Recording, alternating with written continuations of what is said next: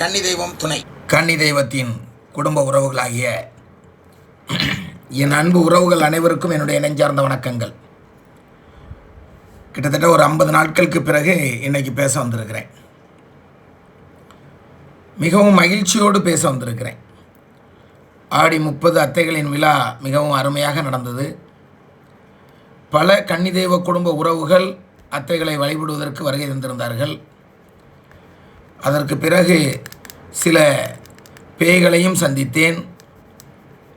சந்தித்தது மட்டுமல்லாமல் அத்தைகளின் உதவியோடு அந்த பேய்களை விரட்டி அடித்தேன். அந்த உடம்பிலிருந்து நம்பி வந்தார்கள், வெற்றியோடு திரும்பி சென்றார்கள். இதுதான் உண்மை. அதற்கு பிறகு நிறைய வீடுகளுக்கு கன்னி தெய்வத்தை எடுத்து வழிபட வழிகாட்டியாக இருந்திருக்கிறேன். மகிழ்ச்சி உறவுகளை, இன்னும் எத்தனையோ காரியங்கள் செய்ய வேண்டியது இருக்கிறது. நிச்சயமாக செய்வோம். பல கன்னி தெய்வ குடும்ப உறவுகளுக்கு உதவி செய்து கொண்டிருக்கிறோம்.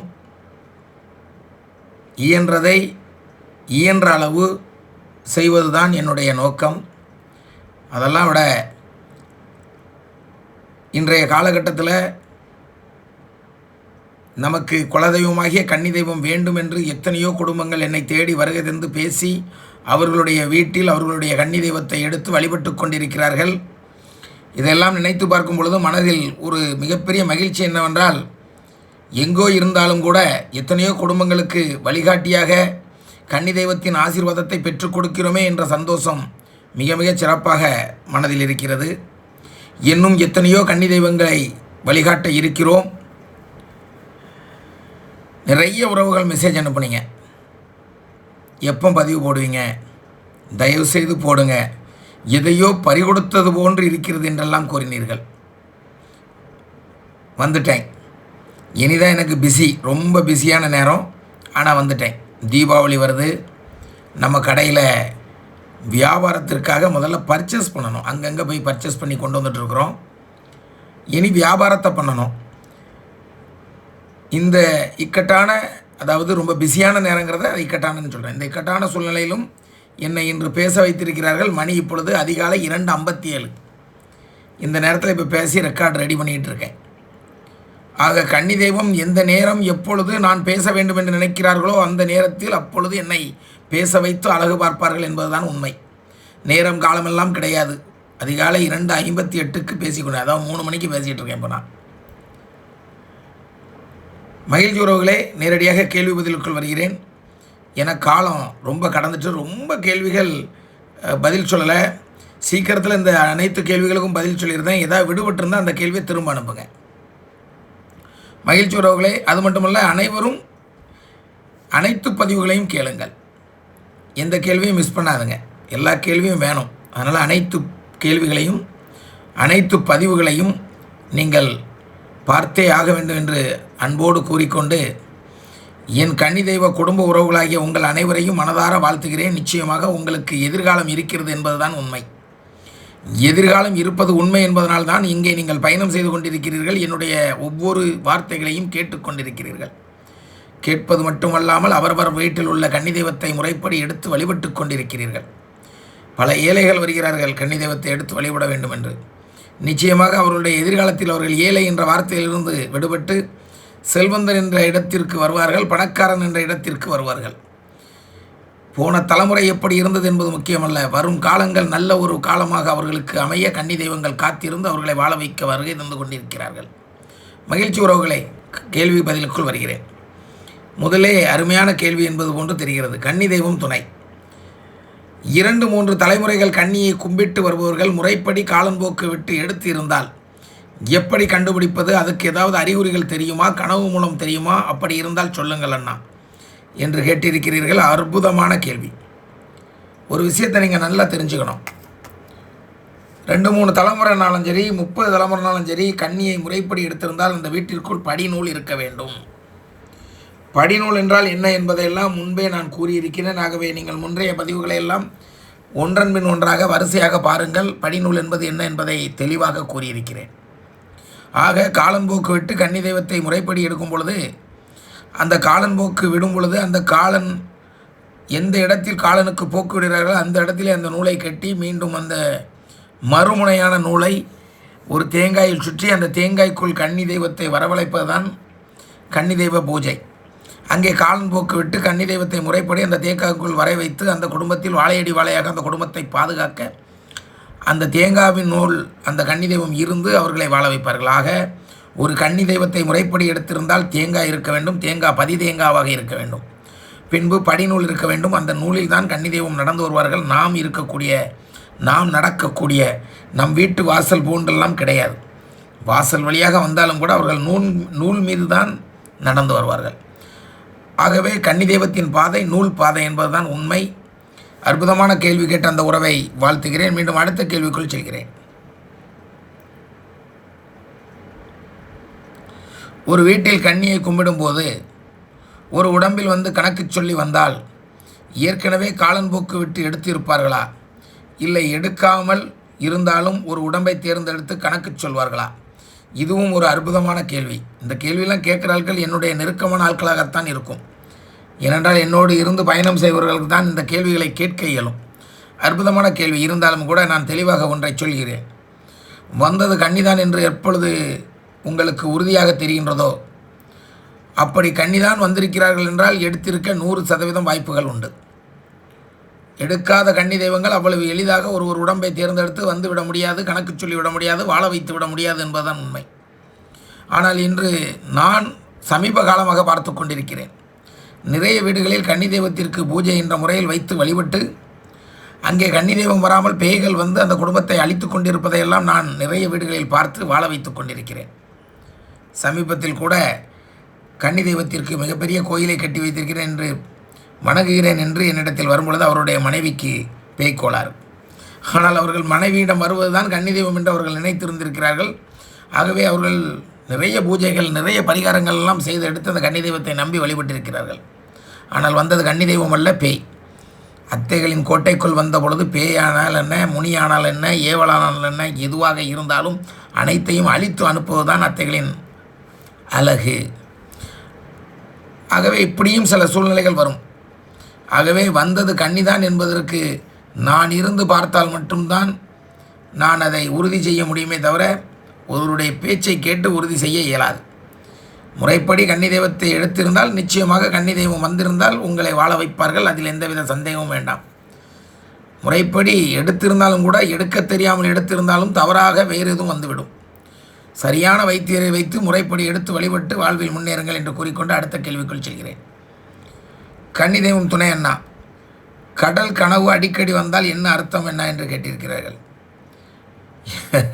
கனவுக்கு விடை சொல்பவனா நான், கன்னி தெய்வத்திற்கு விடை சொல்பவன் நான். கேளுங்கள், நல்ல நல்ல விஷயங்களை கேளுங்கள். சும்மா சின்ன சின்ன விஷயங்கள், சின்ன சின்ன கனவுகள் இதெல்லாம் என்கிட்ட பேசி நேரத்தை வீணடிக்க வேண்டாம். இதோ ஒரு ஆடியோ, அந்த ஆடியோவை கேட்டு பதிலளிக்கிறேன்.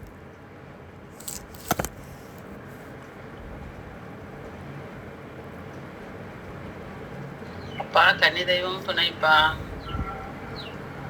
அப்பா ஆடி மாதம் நீங்கள் சந்தோஷமாக இருக்கக்கூடிய நாள்.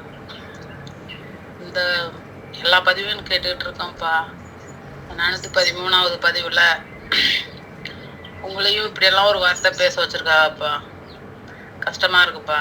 எவ்வளோ கஷ்டப்பட்டு இந்த கன்னி தெய்வத்தை உருவாக்கிக்கிட்டு இருக்கீங்க. எவ்வளோ மக்கள், எவ்வளோ உறவுகள் நாங்கள் பயனடைஞ்சுக்கிட்டு இருக்கோம். இதை கேட்டு இப்படியெல்லாம் ஏதோ தவறாக செஞ்சுருக்காக அது உங்களுக்கு தெரிஞ்சதாப்பா இவ்வளோ பேசுகிறீங்க. அந்த வார்த்தையெல்லாம் இவ்வளோ கடினமான வார்த்தையெல்லாம் நீங்கள் பேசினதே இல்லைப்பா. எவ்வளோ உறவுகள் அவங்க குடும்பத்தில் நடந்ததெல்லாம் பேசுவாங்க. அவ்வளோதையும் அவ்வளோ பொறுமையாக அமைதியாக இருந்து கேட்டுக்கிட்டு இருந்த உங்களை இன்னைக்கு இவ்வளோ தூரம் பேச வச்சுருக்கான்னு ஏதோ தவறு நடக்குதுன்னு தெரியுதுப்பா. கண்டிப்பாக உங்களுக்கு கன்னி தெய்வம் பாடம் புகட்டுவாங்கப்பா. கஷ்டமாக தான்ப்பா இருக்கு. கஷ்டப்பட்டு உருவாக்குன இந்த தெய்வத்தோட வழிபாட்டை வந்து தவறான வழியில கொண்டு போறாங்கிறது சொல்லும்போது ரொம்ப கஷ்டமா இருக்குப்பா. உலக கன்னி தெய்வங்கள் எல்லாம் ஒன்று சேர்ந்து அந்த மாதிரி ஆளுகளுக்கெல்லாம் புத்தி கொடுக்கணும்ப்பா. அருமையான ஒரு வாய்ஸ் ரெக்கார்டு. மகிழ்ச்சி. அன்பு பிள்ளைக்கு என்னுடைய நன்றியை தெரிவித்துக் கொள்கிறேன். நிச்சயமாக உலக தெய்வங்கள், உலக கன்னி தெய்வங்கள் அனைவரும் ஒன்று சேர்ந்து இந்த மாதிரியாக போலியாக நடிக்கக்கூடிய, போலியாக கன்னி தெய்வம் வந்திருக்கிறது என்று நடிக்கக்கூடிய பிள்ளைகளுக்கு தக்க பாடம் நடத்தி அவர்களை திருத்துவார்கள் என்பதில் எனக்கு முழு நம்பிக்கை இருக்கிறது. மகிழ்ச்சி அம்மா, வாழ்த்துக்கள். நீங்கள்லாம் நல்லா இருக்கணும். உங்களை போன்ற உறவுகள் கிடைத்தது எனக்கு மிகப்பெரிய மகிழ்ச்சி. உலகெங்கும் வாழும் என் அன்பு கோடி மக்கள் கன்னி தெய்வத்தின் மூலமாக வாழ வேண்டும் என்பதுதான் என்னுடைய விருப்பம். நாமெல்லாம் ஒரே குடும்பம், கன்னி தெய்வ குடும்பம் என்பது ஒரு காலத்தில் பேசப்படும். நான் இருக்கிறேனோ இல்லையோ, என்னுடைய வார்த்தைகள், நான் வழிகாட்டிய இந்த வழிகாட்டுதல் அனைத்தும் மக்களிடத்திலே பயணம் செய்யும். உலகத்தில் எத்தனை கன்னி தெய்வங்களுக்காக நான் உழைக்கிறேனோ அத்தனை கன்னி தெய்வங்களும் இன்றல்ல என்று நாளும் என்னை மறந்துவிட மாட்டார்கள். ஒரு நிமிடமாவது என்னை பற்றி அவர்களுடைய குழந்தைகளுக்கு எடுத்துரைப்பார்கள். இப்படி ஒருவன் வாழ்ந்தான், கன்னி தெய்வத்தின் புகழை இந்த உலகத்திற்கு கொண்டு வந்தான், அத்துணை மக்களுக்கும் கன்னி தெய்வம் என்றால் என்ன என்பதை அறிய வைத்தான் என்று அவர்கள் கூறும் பொழுது அந்த ஒரு வார்த்தையே எனக்கு மிகப்பெரிய சொத்து. ஆனால் சில வீடுகளில் போலியாகவும் பொய்யாகவும் நடித்து நான் கன்னி வந்திருக்கிறேன் என்று சிலர் பேசுவதை நினைத்து பார்க்கும் பொழுது நெஞ்சமெல்லாம் வலிக்கிறது. இதற்கா உழைத்தோம், இதற்கா இவர்களுக்காக உழைத்தோம் என்று நினைக்கும் பொழுது மிகவும் வேதனையாக இருக்கிறது. பிள்ளை தவறு செய்கிறது, தாயான கன்னி தெய்வம் உடனே அழித்து விட மாட்டால், அடித்து விட மாட்டால் என்ற எண்ணத்தில் தான் அவர்கள் தவறு செய்கிறார்கள். தெய்வம் நம்மை மன்னித்து விடும் என்ற எண்ணத்தில் தவறு செய்கிறார்கள். ஒரு அளவுதான் கணக்கு, பின்பு மன்னிப்புக்கு வழியே கிடையாது. எனக்கும் சிறு காலமாக கொஞ்சம் மனசு சரியில்லை. என்ன மனசு சரியில்லைன்னா, எத்தனையோ குடும்பங்கள் வாழ கன்னி தெய்வத்தை எடுத்து கொடுக்கிறோம். அவர்கள் அந்த கன்னி தெய்வத்தை வழிபட்டு வாழ்வில் நலமோடு வெற்றியோடு வெற்றி மேல் வெற்றி குவித்து வாழ்கிறார்கள். நல்லா இருக்கணும், அதுக்கு தான் கன்னி தெய்வத்தை வழிகாட்டுறோம். ஆனால் அந்த பாழா போன உலகத்தில் பணம்னு ஒன்று வந்தோடனே பாதம் மாறி போயிருந்தாங்க. வழிகாட்டின நம்மளே மறந்துடுறாங்க. அன்பானவர்களே, வழிகாட்டியவுடன் வளர்ந்தவுடன் மறந்து விடாதீர்கள். இன்னும் உங்கள் குடும்பத்தில் கன்னி தெய்வத்தை எடுத்து வழிபடக்கூடிய குடும்பத்திற்கு நான் தேவைப்படுவேன். என் மூலமாக அந்த கன்னி தெய்வத்திற்கு இன்னும் நிறைய காரியங்கள் செய்ய வேண்டியது இருக்கிறது. இதெல்லாம் ஒரு நாள் என்னை இழந்து நீங்கள் சென்று விட்டீர்கள் என்றால் உங்கள் கன்னி தெய்வம் சொல்லும், என் மகனை போய் பாரு, அந்த மகன் சொல்படி கேளு, எனக்கு இன்னும் ஒரு சில விஷயம் செய்ய வேண்டியிருக்கு, அந்த மகன் நினச்சாத்தான் முடியும்னு சொல்லும். அன்னைக்கு நீங்கள் என்னை பார்க்கணுன்னா ரொம்ப கஷ்டம். பயமுறுத்தலை, தப்பான பாதைக்கு போகாதீர்கள் என்று கூறுகிறேன். அது மட்டுமல்ல,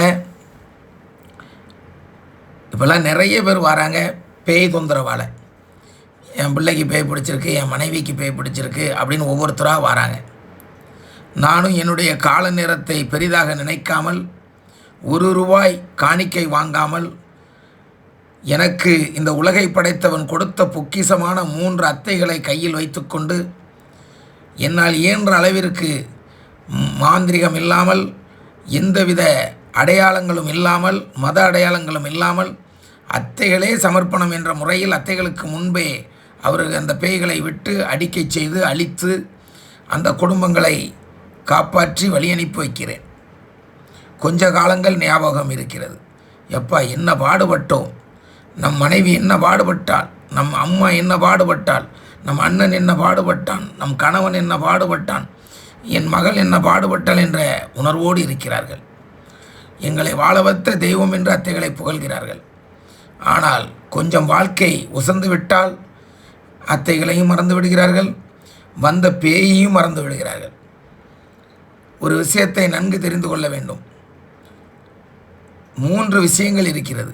ஒருவர் பேய் பிடித்து வருகை தந்திருந்தார்கள் என்றால் பேயை விரட்டி விடுவது, பேயை பக்குவப்படுத்தி அத்தைகளின் கால் மாட்டிலே வைத்துக்கொள்வது, பேயை அழித்து விடுவது.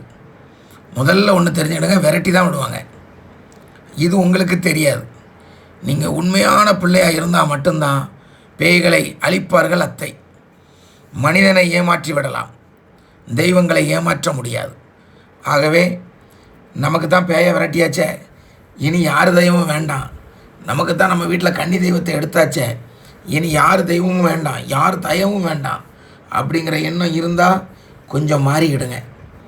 இன்றல்ல என்றாவது ஒரு நாள் சிறு குச்சியும் பல்குத்த உதவும் என்பது போல என்னுடைய வழிகாட்டுதல் உங்களுக்கு தேவைப்படும். உதவி என்று கூற மாட்டேன், ஏனென்றால் இது என் கடமை. கன்னி தெய்வங்களுக்காக உழைப்பது என் கடமை. கன்னி தெய்வங்களை வைத்து ஒவ்வொரு குடும்பத்தையும் வாழ வைப்பது என் கடமை.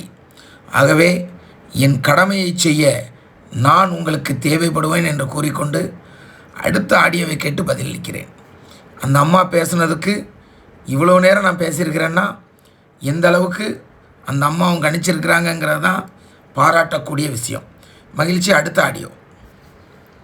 அப்பா போன வருஷம் கன்னி தெய்வத்தை எடுத்து தந்தீங்க, நீங்களும் வீட்டுக்கு வந்திருந்தீங்க. அப்போல்லாம் நான் என்ன நிலைமையில இருந்தேன், எப்படி இருந்தேன்னெல்லாம் எனக்கு தெரியலப்பா. ஆனா இப்போ ஒரு வருஷத்துல எவ்வளோ மாற்றங்கள் இருக்குப்பா. இது எல்லாமே உங்களோட வழிகாட்டுதலின் பேர்ல தான்ப்பா. நீங்க இல்லைன்னா இதெல்லாம் சத்தியமா எங்களுக்கெல்லாம் தெரியறதுக்கு வாய்ப்பே இல்லைப்பா. அப்படி ஒரு மனுஷனை கஷ்டப்படுத்துறாங்க, அதுதான்ப்பா கவலையா இருக்கு. கன்னி தெய்வம் தான்ப்பா இதுக்கெல்லாம் துணையா இருக்கணும். கண்டிப்பாக கன்னி தெய்வத்தின் துணை என்னோடு இருப்பதனால்தான் எத்தனை பெரிய வழிகளாக இருந்தாலும் கடந்து சென்று கொண்டே இருக்கிறேன். இப்போ கொஞ்ச நாளாக நான் பதிவு தான் போடலே தவிர நான் என்னுடைய உழைப்பை நிறுத்தவில்லை. ஓப்பனாக சொல்ல போனால் இன்று 3ஆம் தேதி இன்று இரவு பாவூர் சத்திரத்தில் ஒரு கன்னி தெய்வத்தை எடுக்கிறார்கள். ஒன்றல்ல 2 கன்னி தெய்வத்தை எடுக்கிறார்கள். பின்பு 7ஆம் தேதி திசையன் விலையில் ஒரு கன்னி தெய்வத்தை எடுக்கிறார்கள். பின்பு 8ஆம் தேதி சாத்தான்குளம் அருகில் உள்ள சுப்ராயர்புரத்தில் ஒரு கன்னி தெய்வத்தை எடுக்கிறார்கள். என்னுடைய உழைப்பு நடந்து கொண்டே தான் இருக்கும். முகநூலுக்கு வரவில்லை, யூடியூபுக்கு வரவில்லை என்பதனால் நான் கன்னி தெய்வத்தை மறந்துவிட்டனா என்று கேட்டால் வாய்ப்பே இல்லை. ஓடிக்கொண்டே இருப்பேன். கன்னி தெய்வத்திற்காக என்னுடைய கால்கள் நின்று கொண்டே இருக்காது, ஓடிக்கொண்டே இருக்கும். என்னுடைய சிந்தனைகள் கன்னி தெய்வம் கன்னி தெய்வம் கன்னி தெய்வம் என்று கூறிக்கொண்டே இருக்கும்.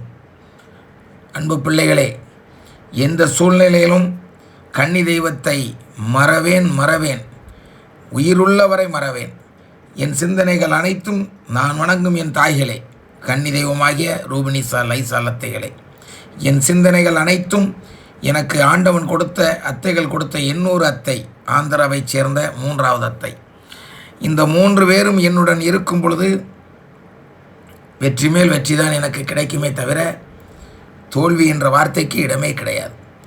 காரணம், பாடம் கற்பிக்க எனக்கு சில விஷயங்களை கற்றுத்தந்து கொண்டிருக்கிறார்களே தவிர தோற்பவனா நான் என்று கேட்டால் கிடையவே என்று கிடையாது என்பதை உறுதியாக சொல்வேன். என்னை விடுங்கள். நான் வழிகாட்டிய பிள்ளைகளே உண்மையாக கன்னி தெய்வத்தை பிடித்து வழிபட்டு வணங்கி வந்தால் அவர்கள் வாழ்வார்கள் என்பதற்கு சாட்சி தான் இந்த மகளுடைய வார்த்தை.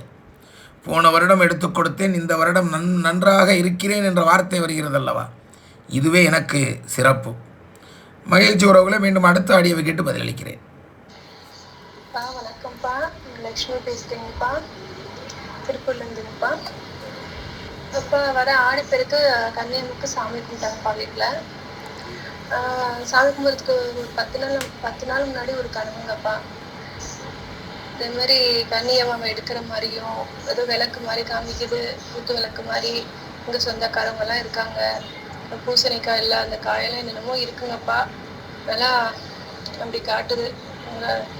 அப்புறம் முடிச்சுட்டேன். அதோட அடுத்த நாள் கனவுல எங்க அம்மா சொல்றாங்கப்பா, கன்னி பெட்டியை சுத்தம் பண்ணி வைப்பா, கன்னி பெட்டியை சுத்தம் பண்ணுப்பா முதல்ல அப்படின்றாங்க.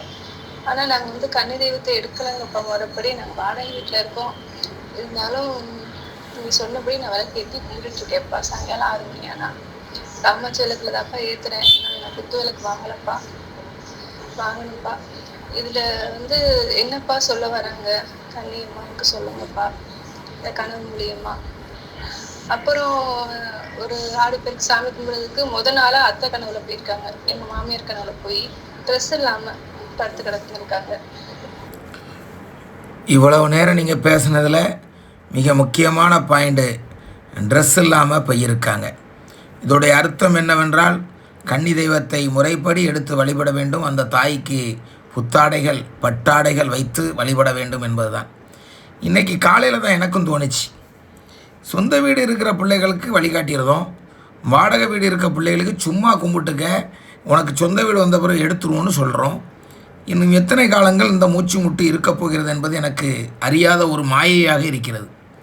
மிக விரைவில் இதை அத்தைகளிடத்திலே கேட்டு வாடகை வீட்டில் இருக்கும் பிள்ளைகளுக்கு கன்னி தெய்வத்தை உறுதுணையாக வைக்க, அவர்களோடு இருக்க ஏதாவது வழி இருக்கிறதா என்பதை கேட்க வேண்டும் என்ற எண்ணம் எனக்கு இருக்கிறது.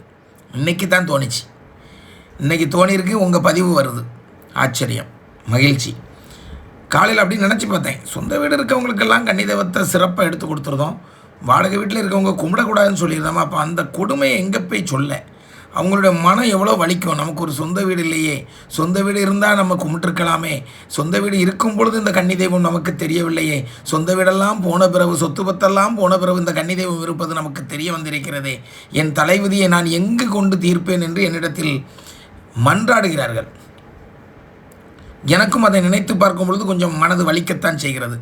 என்னடா இது, ஒரு ஏழை பிள்ளை, ஒரு வாழ்ந்து கெட்ட குடும்பம் நம்மளிடத்திலே வந்து கன்னி தெய்வத்தை வழிபட வேண்டும் என்று கூறும் பொழுது, உனக்கு சொந்த வீடு இருக்கிறதா என்று நாம் கேட்கிறோமே, எவ்வளவு பெரிய கஷ்டமான செயல்.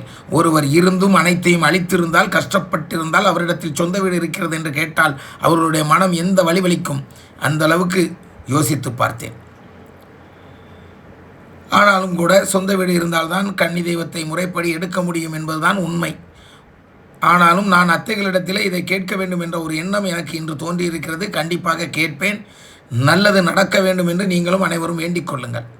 மகிழ்ச்சி. மீண்டும் ஆடியோவை முழுமையாக கேட்டு பதிலளிப்போம். அது வந்து எங்கள் அத்தை சொல்கிறாங்க, நீ சாமி கும்பிட போகிற, அந்த ட்ரெஸ் இல்லாமல் பார்த்து கிடக்குறாங்க அப்படின்னு. அப்போ நீ வேறு வருஷம் சாமி கும்பிட்றியே, அந்த ட்ரெஸ் அவங்க போட மாட்டாங்களா அப்படின்னு கேட்குறாங்க.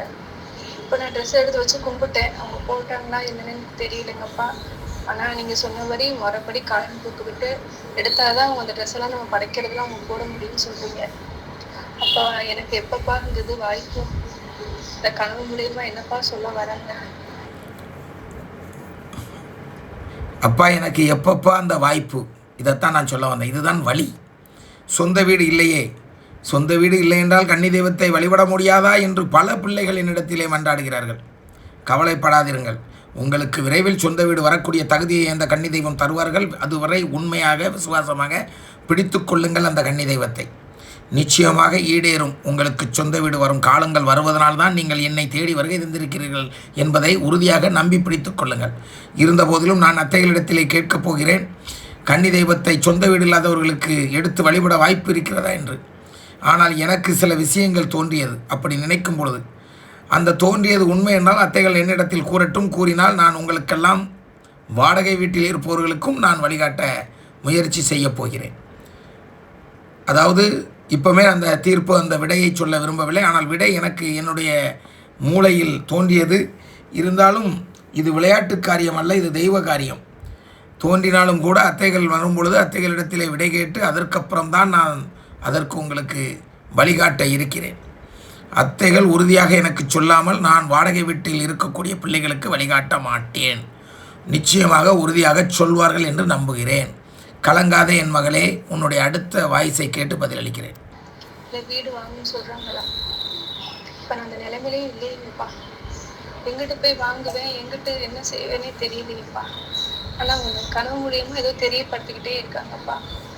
அவங்க கனவு மூலம் தெரியப்படுத்துகிறாங்களோ இல்லையோ, என்ன ஆடியோ வருகிறது என்பது கூட எனக்கு தெரியாது. ஆனால் நான் பேசும் வார்த்தைகள் அனைத்தும் உன் வாயிலிருந்து வந்து கொண்டிருக்கிறதே, இதை எங்கு போய் சொல்வாய்? இது எவ்வளோ பெரிய அதிசயம். எந்த ஆடியோவையும் முன்பாக கேட்டு அதற்கு பதில் சொல்பவன் நான் அல்ல. அதற்கு எனக்கு நேரமும் கிடையாது. நேரடியாக ஆடியோவை போட்டு நேரடியாக அதற்கு பதில் சொல்லி தான் பழக்கம் இருக்கலாம். இருந்தாலும் உன்னுடைய பேச்சை முழுமையாக கேட்கிறேன். கேட்க கேட்க எனக்கு ஒரு புத்துணர்ச்சியாக இருக்கிறது. நான் பேசியதையெல்லாம் உன் ஆடியோவிலிருந்து வந்து கொண்டிருக்கிறதே என்று பார்க்கலாம்.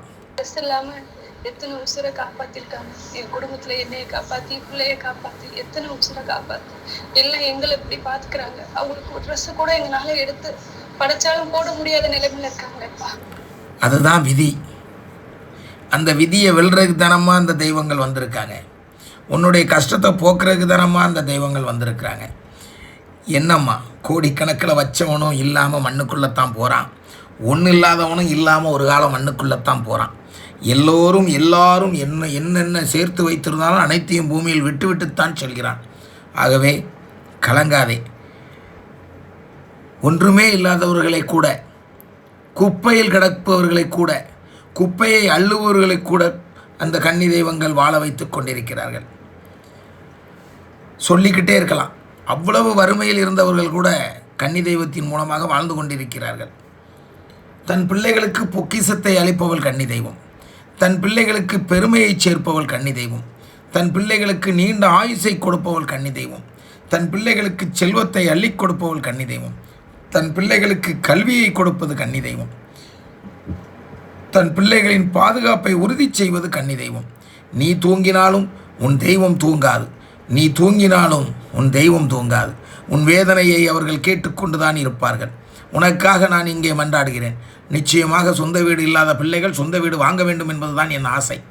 இருந்தபோதிலும் எனக்கு இன்று காலையில் தோன்றியது, சொந்த வீடு இல்லாத பிள்ளைகளுக்கு ஏதாவது வழிகாட்டி விட முடியுமா? அப்படி வழிகாட்டினால் என்ன செய்ய முடியும்? எப்படி வழிகாட்ட வேண்டும்? அதற்கு என்ன வழிமுறைகள் இருக்கிறது என்றெல்லாம் யோசித்து கொண்டிருக்கும் பொழுது சில விஷயங்கள் எனக்கு தோன்றியது. நிச்சயமாக அந்த தோன்றியது உண்மை என்றால் அத்தைகள் என்னிடத்தில் கூறுவார்கள்.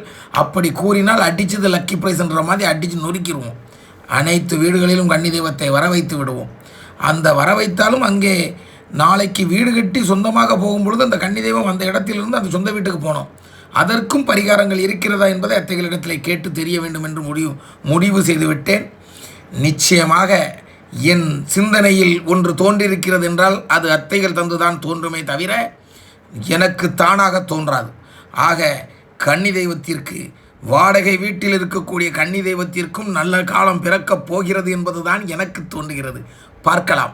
எனக்கு சிந்தனைக்கு வந்தது சரியாக இருக்குமா என்பது அத்தைகள் தீர்மானிப்பார்கள். அத்தைகள் தீர்மானித்த பிறகு ஒவ்வொரு இல்லத்திற்கும், ஒவ்வொரு இல்லத்தில் இருக்கக்கூடிய கன்னி தெய்வத்திற்கும் கஷ்டப்பட்ட, நஷ்டப்பட்ட, சொத்து இல்லாமல் சுகம் இல்லாமல் அலையக்கூடிய அந்த பிள்ளைகளுக்கும் கன்னி தெய்வத்தை எடுத்து கொடுத்து வாழ்வில் அவர்களையும் வெற்றியடை செய்ய உழைப்பேன் என்று கூறிக்கொண்டு மீண்டும் ஆடியோவை கேட்டு பதிலளிக்கிறேன். எனக்கு அது வேதனையா இருக்குப்பா மனசு. இப்போ எங்களை எடுக்க சொல்றாங்கப்பா, இல்லை எனக்கு தெரியலப்பா, எனக்கு இன்னும் அப்படியே தோணிக்கிட்டே இருக்குங்கப்பா. கனவுலாம் 10 நாள் ஆச்சுப்பா. எனக்கு பதில் சொல்லுங்கப்பா. நீங்க சொன்னா கரெக்டா இருக்கும். நான் உங்களை ரொம்ப நம்புறேன்.